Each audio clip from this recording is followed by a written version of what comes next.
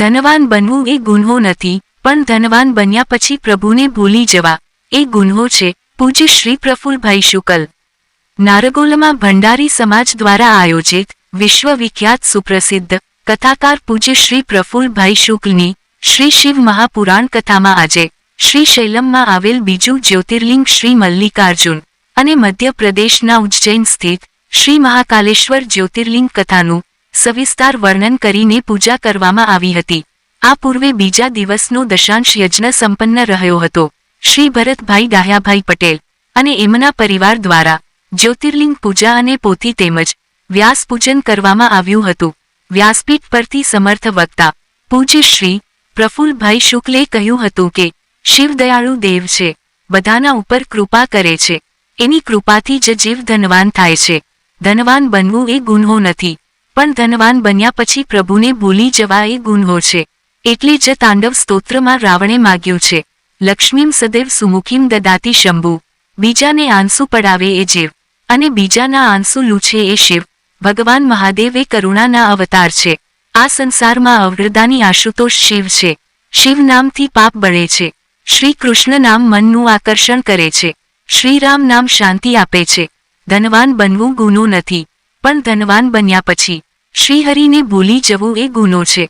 અનિત્ય સંસારમાં નિત્ય કેવલ રામ છે. ધર્મનું પાલન કરતા કરતા જો મૃત્યુ આવે તો એનાથી કોઈ શ્રેષ્ઠ મૃત્યુ નથી.